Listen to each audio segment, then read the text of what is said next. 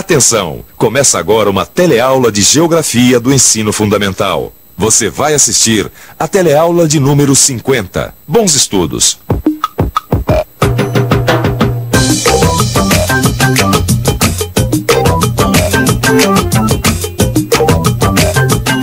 Você conheceu a Geografia Econômica Mundial. Em outras palavras, os principais blocos geográficos e econômicos que dominam o mercado mundial. A América do Norte, com o NAFTA.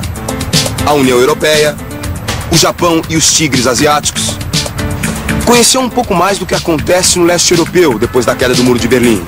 Entendeu por que a Índia e a China são consideradas as baleias da economia mundial. Conheceu a Oceania, uma região de importância estratégica na economia do mundo. Constatou o incrível poder do fundamentalismo islâmico. Por fim, viu a situação difícil por que passa o continente africano à entrada do novo século. Enfim, conhecemos juntos um pouco mais esse mundo em que vivemos. Um mundo que parece cada vez menor, pelo progresso dos transportes e das comunicações. Um mundo cheio de povos e culturas tão diferentes, que precisam estreitar suas relações e buscar cooperação entre seus vizinhos. Mas um mundo ainda cheio de conflitos. Em outras palavras, um mundo distante de uma paz sólida.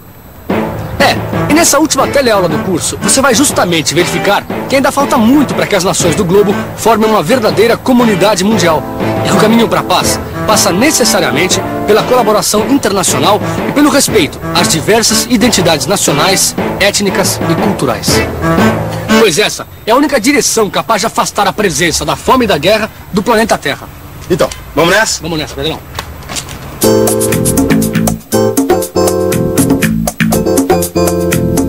Não tem um só continente onde não haja um conflito entre nações, entre etnias diferentes lutando por um pedaço de terra, entre religiões tentando impor suas verdades. Até aqui na América do Sul, Peru e Equador estão lutando por um pedaço de terra na Amazônia. E o engraçado é que se por um lado se fala da globalização do mundo, por outro que se vê mesmo é uma crescente fragmentação política. E o leste europeu é uma triste prova disso. Os interesses nacionais, religiosos e étnicos estão se manifestando através das guerras. Isso sem falar nessa espécie de guerra civil que está acontecendo nos grandes centros urbanos onde a violência é crescente. Nunca houve tanta violência nas grandes cidades. Inclusive São Paulo, que está batendo um recorde histórico de assassinatos. Sem falar na miséria. Oi, quais são os principais problemas de uma cidade grande como São Paulo? Assalto, né? Violência. Desemprego. Muitas pessoas passando uma miséria por aí. E vejo homens grandes, fortes, ganhando dinheiro a rodo, como você vê todos os dias. É o dia a dia do nosso país. Segurança, educação, saúde. Poluição, falta de emprego. Não há como negar o progresso tecnológico dos tempos atuais, mas é preocupante verificar que muitos problemas têm crescido com a mesma velocidade desse progresso nos grandes centros urbanos. Problemas que colocam em xeque o modelo desse progresso, como por exemplo é o caso das grandes questões ecológicas. O desenvolvimento científico e tecnológico encurtou as distâncias do mundo, permitiu que o homem avançasse mais na cura de moléstias até então desconhecidas e também aumentou nossa compreensão sobre os mecanismos da biosfera. O mercado mundial também organiza cada vez mais um mundo através da globalização, com as grandes empresas operando em escala planetária, sem restrições para obtenção de lucros. Mas apesar deste progresso material e dessa integração econômica, os conflitos e guerras explodem em todos os cantos do mundo. E por incrível que possa parecer, os motivos básicos para esses conflitos não são apresentados como disputas econômicas, e sim étnicas, religiosas, culturais ou políticas. Mas será que não existem interesses econômicos por trás de tudo isso?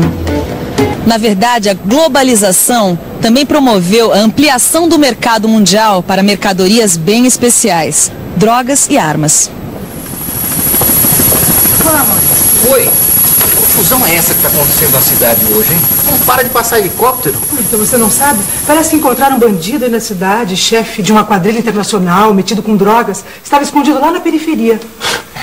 Que coisa, veio parar justo aqui. Eu acho um horror essa história de drogas. Para quem tem filho jovem como eu, fica de cabelo em pé cada vez que lê notícias no jornal.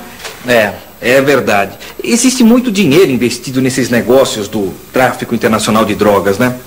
E a droga traz não só o vício e a dependência do viciado, mas também traz violência, suborno, extorsão. Você tem toda a razão, Maurício. Eu me pergunto, será que as autoridades mundiais nunca vão dar conta desse problema? Olha, não é querer ser pessimista não, mas esses negócios ilegais operam numa escala global, né? Eu acho que não existe nenhum órgão internacional capaz de reprimi-los eficazmente. Armas? Você está querendo dizer que o tráfico de armas é uma atividade lucrativa? Claro, Pedrão. Com tanta guerra no mundo, o tráfico de armas deve ser um negócio bastante lucrativo. Olha, tá aí uma coisa que eu não sabia, viu? Mas quem que vende essas armas, hein? Será que não tem nenhum governo que possa controlar tudo isso? Mas como é que vai controlar a guerra, Pedrão? Ué, não tem aquele, como é mesmo o nome? Nações Unidas? Ah, você tá falando da ONU? Isso. A Organização das Nações Unidas. Agora, eu não sei como é que a ONU pode influenciar nesse tipo de coisa, não. Aliás, eu queria ficar um pouco mais por dentro desse assunto, viu? Eu também, viu?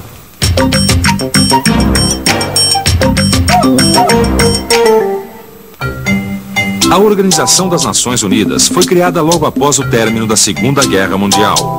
O seu objetivo era o de promover a paz e a integração entre as nações do mundo. Mas hoje em dia, a ONU é incapaz de garantir sua presença em todas as frentes de conflito abertas no planeta. E as grandes potências, que têm maior poder de veto no Conselho de Segurança da ONU, defendem mais seus interesses do que batalham pela promoção da paz. Os Estados Unidos, a Comunidade dos Estados Independentes, com a liderança da Rússia, a França, a Inglaterra e a China são os grandes produtores de armas do planeta. Depois do fim da Guerra Fria, parte desse negócio, envolvendo armamentos, dirigiu-se para os países subdesenvolvidos e em desenvolvimento, tanto pelas compras oficiais dos governos, como pelo contrabando para organizações criminosas. Peraí, Pedrão. Lembra que a gente estava lendo sobre aquelas guerras na África? As guerras sobre miséria que envolvem conflitos étnicos e políticos nas regiões ao sul do Saara, envolvendo países como a Somália, Ruanda, Angola, Libéria e Moçambique.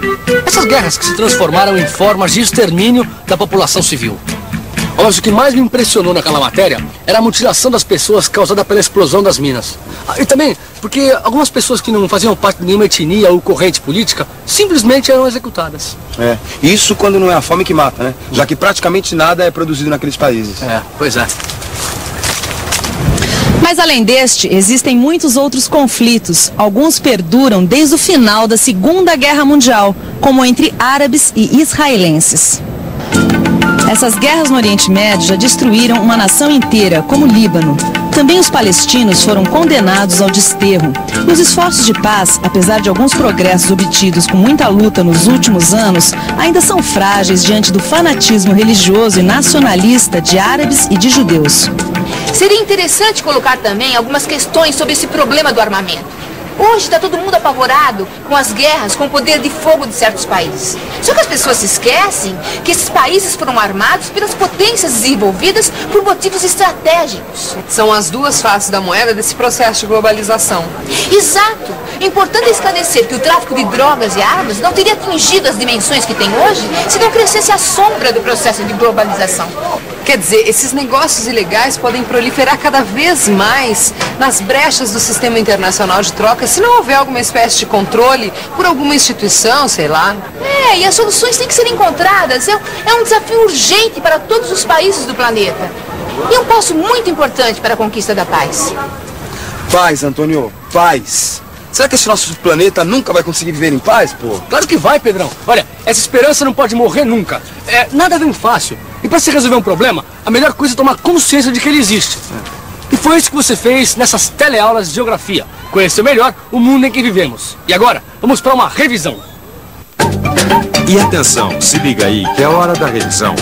Na teleaula de hoje, você constatou que apesar de todo o desenvolvimento científico e tecnológico dos últimos tempos e da globalização da economia, integrando várias nações, os conflitos e guerras estão cada vez mais disseminados pela superfície da Terra, provocando uma fragmentação muito grande, motivada por disputas étnicas, religiosas, culturais e políticas.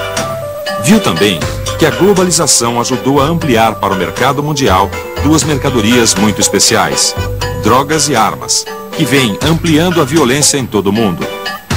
E constatou que o desafio da conquista da paz passa pela solução destes problemas, como a criação de uma instituição de controle global para que os negócios ilegais não proliferem mais ainda nas brechas do sistema internacional de trocas. Agora é hora de você dar uma boa olhada nos seus livros de estudos e revisar tudo o que você aprendeu. Boa sorte! Do